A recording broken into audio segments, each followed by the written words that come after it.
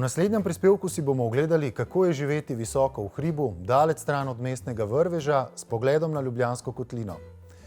Gre za sodobno družinsko hišo, ki z marsičim očara, predvsem pa s čudovitimi razgledi. V idiličnem okolju na Katarini nad Ljubljano si je mlada 5-članska družina uredila sodoben dom. Daleč od mestnega vrveža in s čudovitim pogledom v pogosto megleno Ljubljansko kotlino je družina tukaj našla miren pristan. Med tednom teče življenje hitro in izjemno organizirano.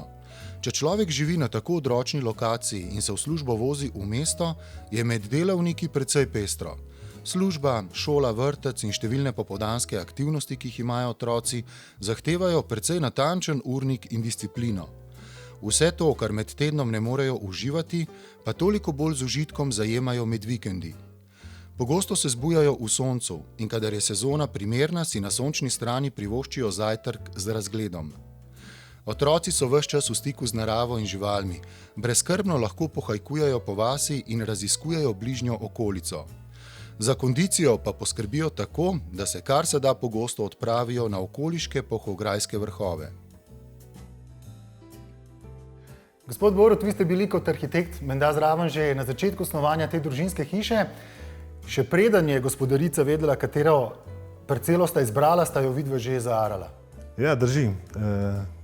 Nekega dne me Tomaž, glede na to, da so že znanca kar nekaj let, pokliče, ali bi se lahko oglasil na Katarini, da bi pogledala 2 potencialni parceli, ker sta se z ženo odločila kupiti parcelo na Katarini. V končnem izboru sta bili 2 parceli in na koncu so prevladali atributi te parcele, na kateri se sedaj nahajamo. Predvsem pa nas je premamil ta neskončen, dominanten pogled v smeri proti Polhom Gradcu.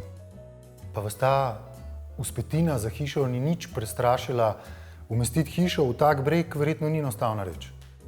Drži, mene je, ampak bolj mene kot Tomaža. Ga moram kar pohvaliti, da je investitor neustrašen, je vedel, kaj si želi. Neustrašen, mogoče bolj zaradi tega, ker se še ni dobro zavedal, kaj to pomeni. Mi kot stroka smo ga do neke mere na možne posledice opozarjali, ampak se je na koncu kar išlo. In ko sta potem izbrala, recimo temu, to pogumno parcelo, kaj je na to rekla žena? Seveda žena v pogledu in pa srečno s to parcelo obnemela, kajti normalno vsak človek, ki pride na to parcelo, pomisli, le kdo bi lahko tukaj gradil hišo, še posebej z idejo, ki sem jo imel jaz v glavi in sem jo predstavil Borutu že ob nakupu parcele. Ampak na koncu koncev, ko je dobila detaljno obrazložitev in ko je videla načrte, ki jih je Borut pripravil za naju po najinih seveda skupnih željah, je spremenila mnenje in je privolila in je dala dovoljenje, da lahko nadaljujemo z gradnjo in pa idejo, ki smo imeli v glavi. Zanimalo nas je še, glede na teren parcele in ruralno okolje, v katerem stoji hiša, s kakšnimi problemi so se soočali pri gradnji in samem pridobivanju gradbenih dovoljenj. Arhitekt Borut Košenina pove, da je bil zagotovo največji izziv prav umestitev objekta v mikrolokacijo, ki v povprečju dosega 40% naklon. Kakšnih večjih zapletov pri pridobivanju gradbenega dovoljenja pa niso imeli, saj so na podlagi takratnih prostorskih aktov in temeljite analize poselitve tega območja svojo vlogo očitno dobro pripravili in argumentirali. Lastnik Tomaž je še dodal, da sta imela ženo zares srečo pri izbiri arhitekta. Njegovi idejni načrti namreč niso veliko odstopali od začetne ideje in potrebni so bili le minimalni popravki, da so na koncu dobili načrte, s katerimi so bili vsi trije zadovoljni. Oblikovna zasnova hiše je, kot pove arhitekt, kombinacija želja, ki sta jih imela investitorja na eni strani in upoštevanja zahtevnega terena na drugi strani. Likovno na objektu dominirata 2 temna težka kubusa, ki se konzolno zajedata v samo tkivo hiše in sta podprta šopom jeklenih stebrov.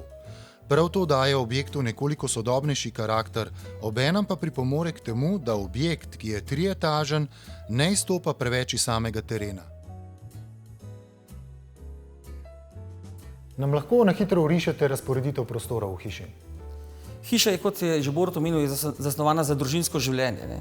In ker smo želeli, da se hiša loči po fazah oziroma po segmentih, ki so namenjeni staršem in otrokom, smo že v štartu planirali, da bodo vsi spalni deli ločeni od nekega dogajanja oziroma od prostora, v katerem se nahajamo v tem trenutku, ker ta prostor je nek družinski prostor, smo ga poimenovali, kjer naj bi se družina dobivala čez dan, ob praznikih, ob nekih dogodkih, recimo, ali ko povabiš prijatelje, da se lahko veliko število prijateljev zbere za mizo v enem prostoru. In glede na to, da hiša dejansko ne odstopa od prvotne ideje, ampak v nekaj procentih, je posledica predvsem to, da sva z ženo v času gradnje izvedela, da bova dobila drugega otroka, ampak ta drugi otrok ni bil samo eden, ampak sta bila dva. In kar je bilo za naj posledica, oziroma posledico, ki je prinesla ta novica, je bila to, da smo morali malenkost spremeniti prostorsko. Seveda nam je na pomoč hitro priskočil Borut, ker če omeni, da smo mi že v tem času hišo gradili in smo morali narediti spremembe, ki pa so se danes v času uporabe izkazale kot perfektne spremembe. Hiša ima 3 nadstropja, zgornje nadstropje je bilo namenjeno v prvi fazi spalnici staršem in 2 spalnicama za otroke.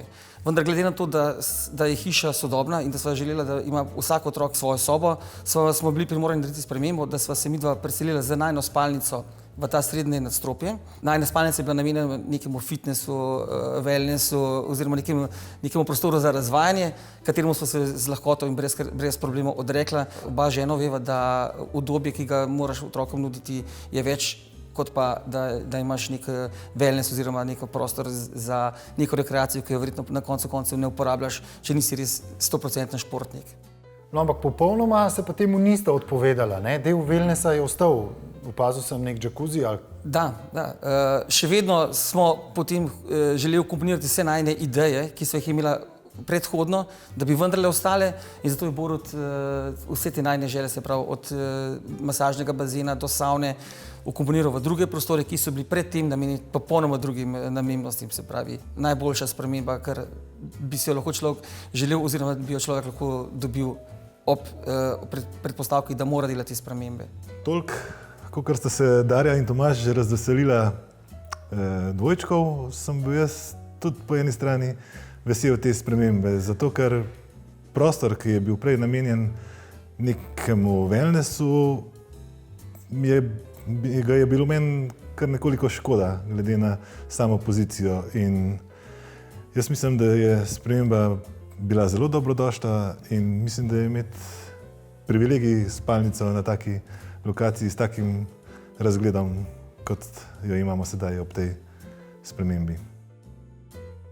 Notranjo opremo hiše sta lastnika izbrala sama. Lastnik se namreč poklicno ukvarja s prodajo notranje opreme in sanitarne keramike in ima glede interierja že precej izoblikovan okus. Zanimivo je, da sta nekatere kose pohištva izbrala že veliko prej, še preden sta videla načrt za hišo. Lastnik pove, da sta se ženo izjemno navdušila nad posteljo in sedežno garnituro, ki jo imata sedaj v dnevni sobi. To je bila neke vrste ljubezen na prvi pogled, pove lastnik, in doda, da so ostalo opremo potem prilagajali tem že vnaprej izbranim kosom. Vso pohištvo, ki je v hiši, je standardnih mer in se lahko kupi v salonu, tako da mizarja pri tem projektu niso potrebovali. Lastnik rad pove, da se mu prijatelji malo nasmehnejo ob izjavi, da je bila hiša narejena po dimenzijah keramike. Vse dimenzije v hiši se ujemajo z dimenzijami keramike, ki je bila takrat na voljo oziroma ki sta jo lastnika izbrala. Keramične ploščice tlakov in tiste, ki so jih uporabili pri kaminu, so izjemno velikih dimenzij. Kamin je oblečen v keramiko, ki ima videz naravnega kamna oniksa, in ploščica, če ji lahko tako rečemo, je iz enega kosa.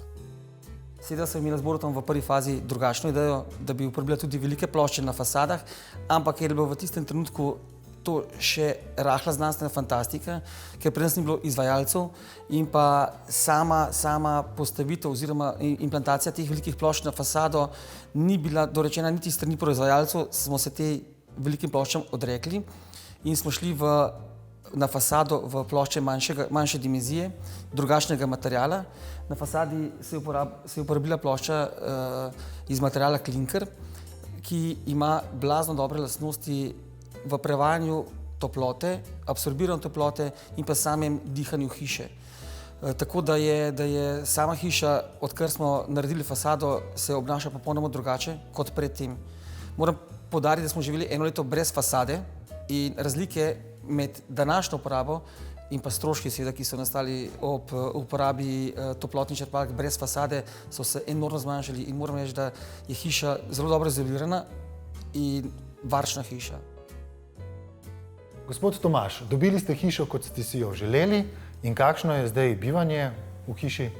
Je tako, kot ste si predstavljali?